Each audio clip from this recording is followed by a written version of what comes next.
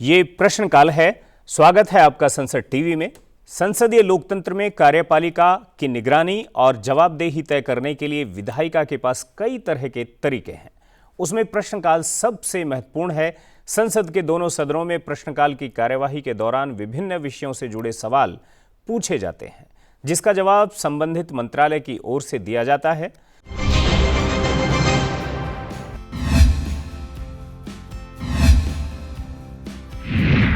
आज के कार्यक्रम का पहला सवाल जुड़ा है लोकसभा से। इस सवाल का संबंध है निजी उद्यमों को समर्थन से। इस सवाल को पूछा है लोकसभा सांसद मलविंदर सिंह कंग ने। उन्होंने खाद्य प्रसंस्करण उद्योग मंत्रालय से पूछा कि क्या सरकार के पास खाद्य प्रसंस्करण उद्योग को घरेलू और अंतर्राष्ट्रीय बाजार के लिए वाणिज्यिक और आर्थिक रूप से व्यवहार्य बनाने के लिए निजी उद्यमियों को आकर्षित करने का कोई प्रस्ताव है, और यदि हाँ तो ब्यौरा क्या है। सरकार द्वारा निजी उद्यमों को प्रदान किए जाने वाले प्रस्तावित समर्थन का ब्यौरा क्या है। इस सवाल का जवाब दिया खाद्य प्रसंस्करण उद्योग मंत्रालय में राज्य मंत्री रवनीश सिंह ने।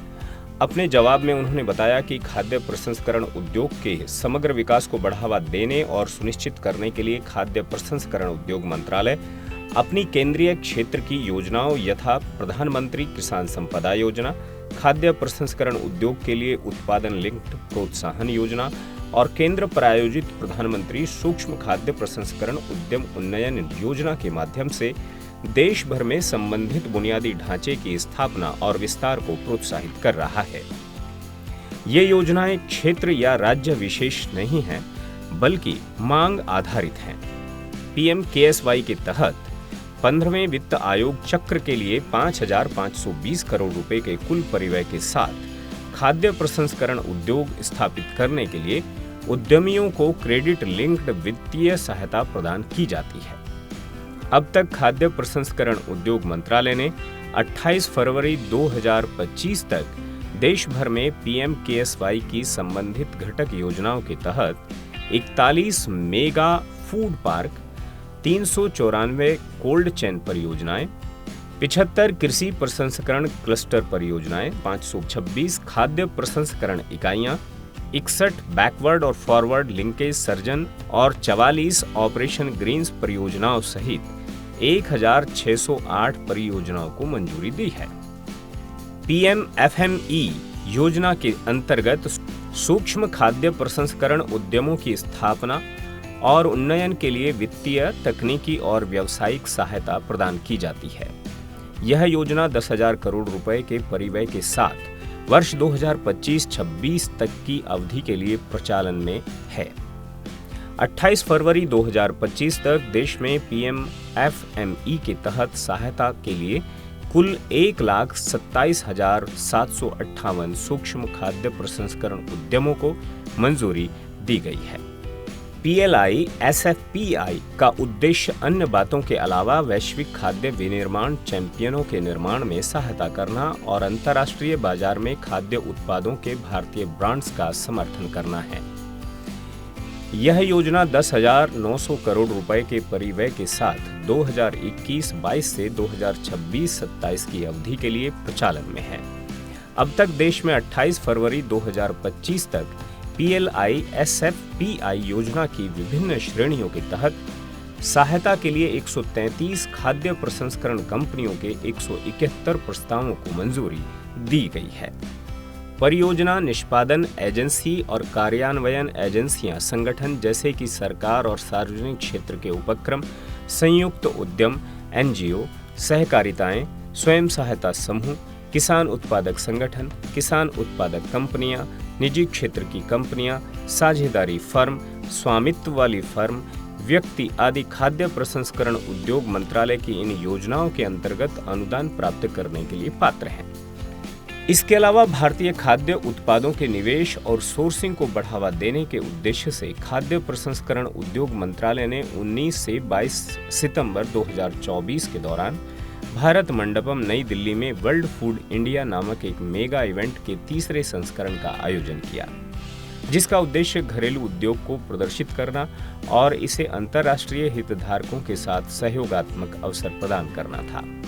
यह कार्यक्रम वैश्विक खाद्य प्रसंस्करण कंपनियों, इनोवेटर्स, आपूर्ति श्रृंखला हितधारकों, उपकरण निर्माताओं आदि को एक सहयोगी मंच पर लाया और विदेशी कंपनियों को अपने भारतीय समकक्षों के साथ टाई अप और व्यावसायिक अवसर प्रदान किए।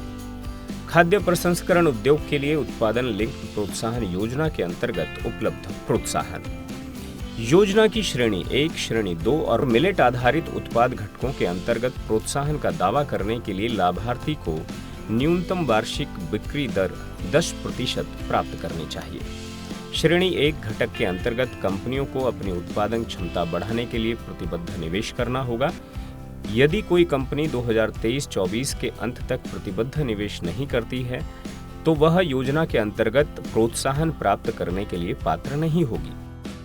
श्रेणी 3 अर्थात ब्रांडिंग और मार्केटिंग घटक के अंतर्गत कोई कंपनी विदेश में ब्रांडिंग और मार्केटिंग पर व्यय के 50% की दर से वित्तीय प्रोत्साहन के लिए पात्र है, जो खाद्य उत्पादों की बिक्री के अधिकतम 3% या प्रतिवर्ष 50 करोड़ रुपए जो भी कम हो के अधीन है। 5 वर्षों की अवधि में न्यूनतम व्यय 5 करोड़ रुपए होना चाहिए। PMFME योजना के तहत सूक्ष्म खाद्य प्रसंस्करण उद्यमों को उपलब्ध सहायता का विवरण। व्यक्तिगत और समूह श्रेणी सूक्ष्म उद्योगों को सहायता प्राप्त परियोजना लागत का 35% क्रेडिट लिंक्ड पूंजी सब्सिडी, अधिकतम सीमा 10 लाख रुपए प्रति इकाई। प्रारंभिक पूंजी के लिए स्वयं सहायता समूहों को सहायता, कार्यशील पूंजी और छोटे औजारों की खरीद के लिए खाद्य प्रसंस्करण में लगे स्वयं सहायता समूहों के प्रत्येक सदस्य को 40,000 रुपए की दर से प्रारंभिक पूंजी दी जाएगी, जो प्रति स्वयं सहायता समूह संघ के लिए अधिकतम 4 लाख रुपए होगी। साझा अवसंरचना के लिए सहायता FPO, SHG, सहकारी समितियों और किसी भी सरकारी एजेंसी को साझा अवसंरचना स्थापित करने के लिए सहायता देने के लिए 35% की दर से क्रेडिट लिंक्ड पूंजी सब्सिडी, जो अधिकतम 3 करोड़ रुपए होगी। साझा अवसंरचना अन्य इकाइयों और आम जनता के लिए भी उपलब्ध होगी ताकि वे क्षमता के एक बड़े हिस्से के लिए किराए के आधार पर इसका उपयोग कर सकें। ब्रांडिंग और विपणन सहायता FPO, SHG और सहकारिता समूहों या सूक्ष्म खाद्य प्रसंस्करण उद्यमों के SPV को ब्रांडिंग और विपणन के लिए 50% तक अनुदान। क्षमता निर्माण। इस योजना में उद्यमिता कौशल विकास के लिए प्रशिक्षण की परिकल्पना की गई है। खाद्य प्रसंस्करण उद्योग और उत्पाद विशिष्ट कौशल की आवश्यकता को पूरा करने के लिए कार्यक्रम को संशोधित किया गया है।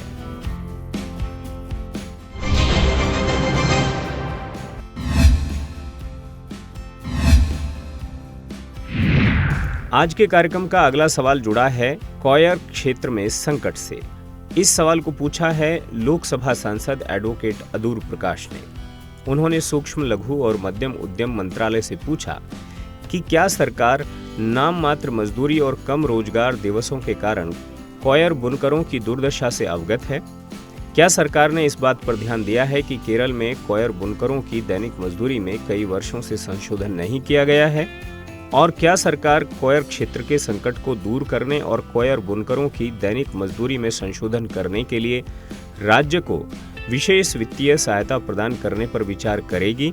और यदि हाँ, तो ब्यौरा क्या है और यदि नहीं तो इसके क्या कारण हैं?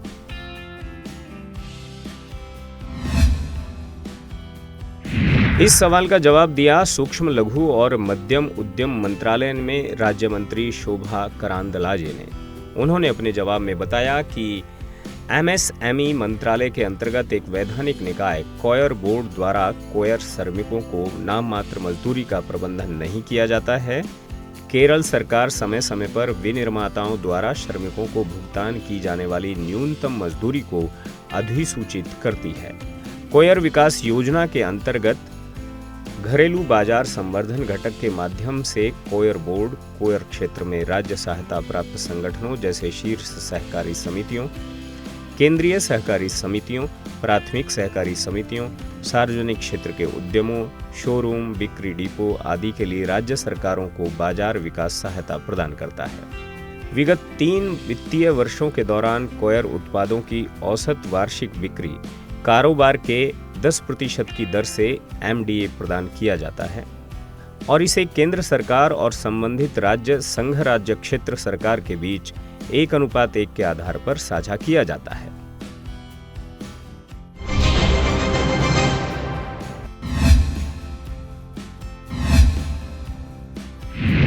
आज के कार्यक्रम का अगला सवाल जुड़ा है जनजातीय संस्कृति संरक्षण से। इस सवाल को पूछा है लोकसभा सांसद मालविका देवी ने।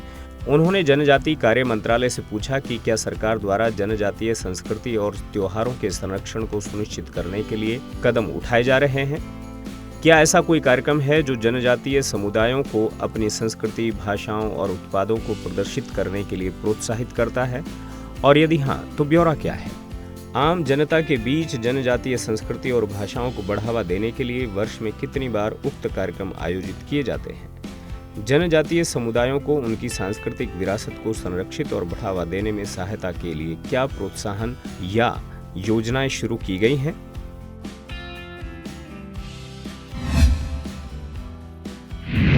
इस सवाल का जवाब दिया जनजातीय कार्य मंत्रालय में राज्य मंत्री दुर्गादास उइके ने। उन्होंने बताया कि जनजातीय कार्य मंत्रालय भारत सरकार केंद्र प्रायोजित योजना जनजातीय अनुसंधान संस्थानों को सहायता के अंतर्गत राज्यों संघ राज्य क्षेत्रों द्वारा प्रस्तुत वार्षिक कार्य योजना के आधार पर राज्यों संघ राज्य क्षेत्रों में 29 जनजातीय अनुसंधान संस्थानों को वित्तीय सहायता प्रदान करता है, जो जनजातीय कार्य मंत्रालय के सचिव की अध्यक्षता वाली शीर्ष समिति के अनुमोदन के अधीन है।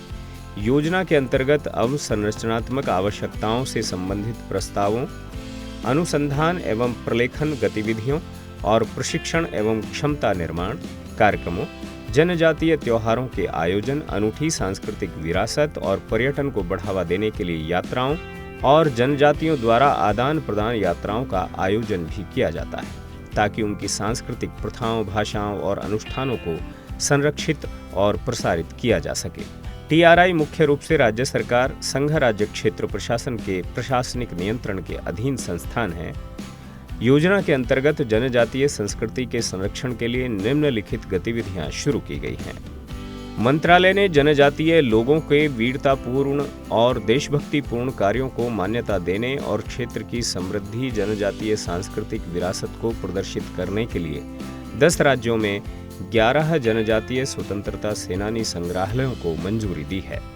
इनके अलावा विभिन्न जनजातियों के जीवन और संस्कृति से संबंधित दुर्लभ कलाकृतियां, पोशाकें, आभूषण, हथियार आदि प्रदर्शित करने के लिए नृवंश विज्ञान संग्रहालयों को भी मंजूरी दी गई है। जनजातीय शोध संस्थान, राष्ट्रीय जनजातीय शिल्प मेला, राष्ट्रीय राज्य जनजातीय नृत्य महोत्सव, कला प्रतियोगिता, जनजातीय चित्रकला पर कार्यशाला, सह प्रदर्शनी और राज्य स्तरीय जनजातीय कवि और लेखक सम्मेलन जैसे विभिन्न कार्यक्रम आयोजित किए जाते हैं।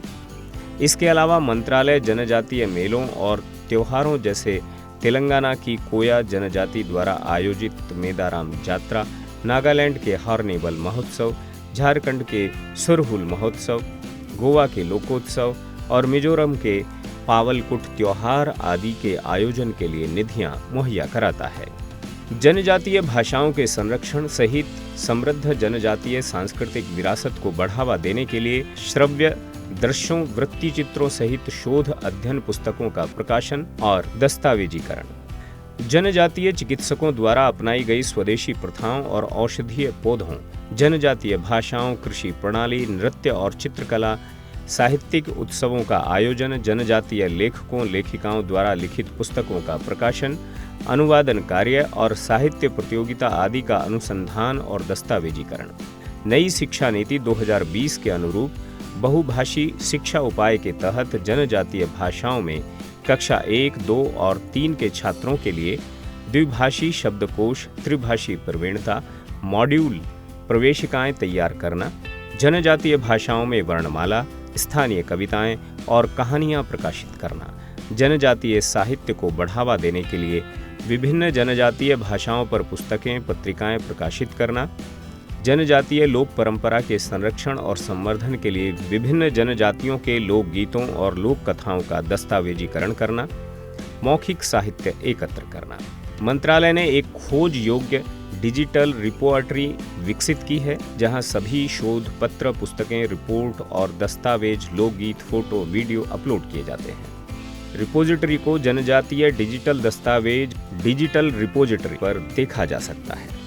भारत सरकार ने सभी जनजातीय स्वतंत्रता सेनानियों को सम्मानित करने, स्वतंत्रता संग्राम और सांस्कृतिक विरासत में उनके योगदान को याद करने और जनजातीय क्षेत्रों के सामाजिक आर्थिक विकास के प्रयासों को फिर से सक्रिय करने के लिए 15 नवंबर को जनजातीय गौरव दिवस के रूप में घोषित किया है। जनजातीय कार्य मंत्रालय अन्य केंद्रीय मंत्रालयों, राज्य सरकारों और अन्य संस्थानों के साथ मिलकर 2021 से अपने जनजातीय लोगों, संस्कृति और उपलब्धियों के गौरवशाली इतिहास का जश्न मना रहा है। जनजातीय भाषाओं के संरक्षण और अनुसूचित जनजाति के छात्रों के बीच सीखने की उपलब्धि के स्तर को बढ़ाने के लिए द्विभाषीय प्रवेशिकाओं का विकास, विभिन्न राज्य सरकारों द्वारा कई भाषा प्राइमर विकसित किए गए हैं। जनजातीय महिला स्वयं सहायता समूह सहित जनजातीय सांस्कृतिक आदान प्रदान कार्यक्रम। ट्राइफेड जनजातीय उत्पादकों के आधार का विस्तार करने के लिए राज्यों, जिलों, गांवों में सोर्सिंग स्तर पर नए कारीगरों और नए उत्पादों की पहचान करने के लिए राष्ट्रीय स्तर और राज्य स्तर पर आदि महोत्सव, उत्सव और जनजातीय कारीगर मेलों का आयोजन भी करता है। इसके अलावा संस्कृति मंत्रालय भारत की विविध संस्कृति की सुरक्षा और संरक्षण के लिए अपने बड़े अधिदेश के हिस्से के रूप में आदिवासी संस्कृति सहित संस्कृति को बढ़ावा देने के लिए नोडल मंत्रालय है। पूरे देश में आदिवासी संस्कृति सहित लोक कला और संस्कृति के विभिन्न रूपों की सुरक्षा, प्रचार और संरक्षण के लिए संस्कृति मंत्रालय ने 1985-86 के दौरान देश में 7 आंचलिक सांस्कृतिक केंद्र स्थापित किए हैं, जिनके मुख्यालय पटियाला, नागपुर, उदयपुर, प्रयागराज, कोलकाता, दीमापुर और तंजावुर में है। जनजातीय संस्कृति को बढ़ावा देने और संरक्षित करने के लिए संस्कृति मंत्रालय के आंचलिक सांस्कृतिक केंद्रों के माध्यम से हॉर्निबल महोत्सव, ऑक्टेव जनजातीय नृत्य महोत्सव, आदि बिंब, आदि सप्त पल्लव, आदि लोकरंग, आदिवासी महोत्सव, राष्ट्रीय संस्कृति महोत्सव आदि जैसे विभिन्न उत्सव आयोजित किए जाते हैं। इसके अलावा जनजातीय कार्य मंत्रालय जनजातीय कला, संस्कृति और हस्तशिल्प को संरक्षित करने और बढ़ावा देने और देश भर में जनजातीय समुदायों के सामाजिक आर्थिक विकास के लिए ट्राइफेड के माध्यम से प्रधानमंत्री जनजातीय विकास मिशन योजना को लागू कर रहा है। ट्राइफेड राष्ट्रीय स्तर पर जनजातीय उत्पादों को प्रदर्शित करने के लिए दिल्ली में प्रतिवर्ष आदि महोत्सव का आयोजन करता है। ट्राइफेड अपने ट्राइब्स इंडिया आउटलेट्स और ई-कॉमर्स प्लेटफॉर्म के माध्यम से जनजातीय उत्पादों का खुदरा विपणन करता है। यह देश के विभिन्न हिस्सों में आदि बाजार, आदि चित्र आदि जैसी प्रदर्शनियां भी आयोजित करता है।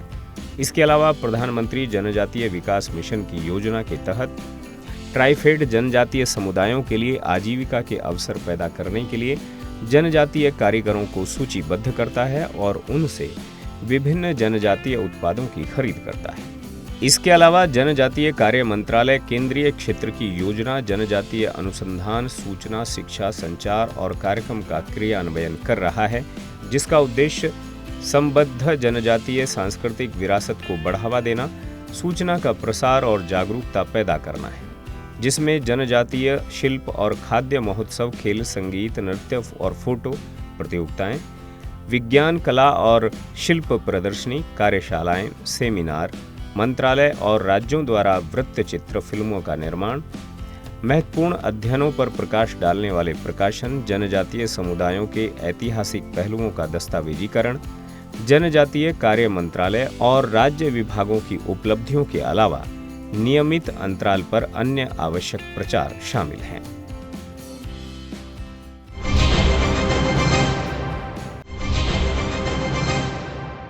राज्यसभा में प्रश्नकाल के दौरान विभिन्न दलों के सांसदों ने मंत्रालयों से जुड़े कई विषयों से जुड़े सवाल पूछे, जिसका सरकार की ओर से जवाब दिया गया।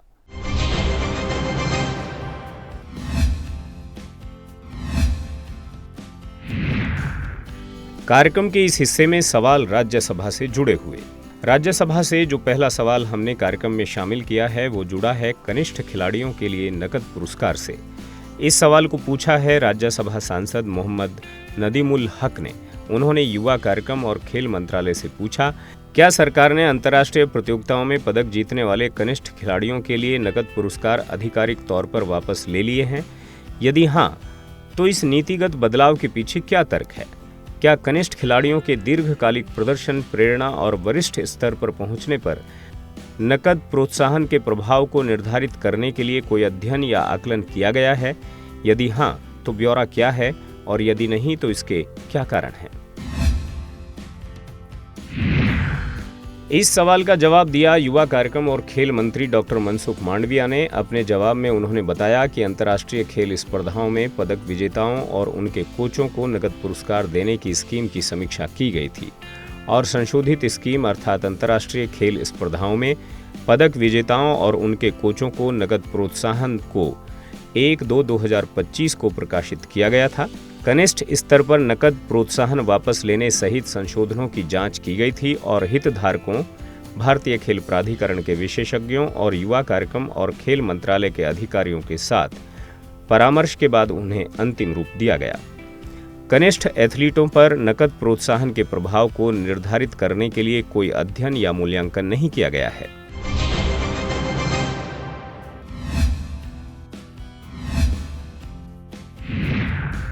आज के कार्यक्रम का अगला सवाल जुड़ा है छात्रों में विज्ञान की लोकप्रियता से। इस सवाल को पूछा है राज्यसभा सांसद सतनाम सिंह संधू ने। उन्होंने विज्ञान और प्रौद्योगिकी मंत्रालय से पूछा कि विगत 5 वर्षों के दौरान विद्यार्थियों विशेषकर छात्राओं में विज्ञान को लोकप्रिय बनाने के लिए सरकार द्वारा उठाए गए कदमों का ब्यौरा क्या है। पंजाब के विद्यार्थियों में विज्ञान एवं प्रौद्योगिकी को बढ़ावा देने के लिए सरकार द्वारा क्या कदम उठाए गए? इस सवाल का जवाब दिया विज्ञान और प्रौद्योगिकी और पृथ्वी विज्ञान मंत्रालय में राज्य मंत्री डॉक्टर जितेंद्र सिंह ने। अपने जवाब में उन्होंने बताया कि भारत सरकार के विज्ञान और प्रौद्योगिकी मंत्रालय ने अपने 3 विभागों विज्ञान और प्रौद्योगिकी विभाग, जैव प्रौद्योगिकी विभाग और वैज्ञानिक और औद्योगिक अनुसंधान विभाग के माध्यम से पंजाब सहित देश भर के स्कूलों और कॉलेजों में छात्राओं के साथ ही विद्यार्थियों के बीच विज्ञान को लोकप्रिय बनाने के लिए अनेक कदम उठाए गए हैं। डीएसटी अपने प्रमुख कार्यक्रमों जैसे राष्ट्रीय बाल विज्ञान कांग्रेस, स्टेम में अनुसंधान और नवाचार पहल और अभिप्रेरित अनुसंधान के लिए विज्ञान की खोज में नवाचार, million minds augmenting national aspirations and knowledge के माध्यम से 10 से 17 साल के आयु समूह के स्कूली छात्रों के बीच विज्ञान, प्रौद्योगिकी और नवाचार को लोकप्रिय बना रहा है ताकि उनमें वैज्ञानिक सोच पैदा की जा सके और उन्हें अनुसंधान और नवाचार के तरीकों से परिचित कराया जा सके। ये कार्यक्रम जिला, राज्य और राष्ट्रीय स्तर पर आयोजित किए जाते हैं और इनसे गत 5 वर्षों में 50 लाख से अधिक छात्र लाभान्वित हुए हैं। स्टेम के विभिन्न क्षेत्रों में छात्राओं का प्रतिनिधित्व बढ़ाने के लिए डीएसटी ने वर्ष 2019-20 में विज्ञान ज्योति नामक एक समर्पित कार्यक्रम शुरू किया ताकि छात्राओं को स्टेम क्षेत्रों में शिक्षा प्राप्त करने के लिए अनुकूल और सक्षम वातावरण प्रदान किया जा सके। इसके प्रारंभ होने के बाद से विज्ञान ज्योति कार्यक्रम 300 जिलों तक पहुंच चुका है, जिससे 1 वर्षीय छात्रवृत्ति की सहायता से कक्षा 11 और 12 की 82,000 से अधिक छात्राएं लाभान्वित हुई हैं। वर्ष 2017 से DSIR के तत्वाधान में वैज्ञानिक और औद्योगिक अनुसंधान परिषद ने केंद्रीय विद्यालय संगठन के सहयोग से अपने आउटरीच कार्यक्रम जिज्ञासा के तहत वैज्ञानिक सोच को बढ़ावा देने के लिए स्कूली छात्रों को CSIR वैज्ञानिकों से जोड़ा। यह पहल कक्षा आधारित शिक्षा को अनुसंधान प्रयोगशाला आधारित शिक्षा तक प्रसारित करती है और यह 9,50,000 छात्रों और 29,500 शिक्षकों तक पहुंच चुकी है।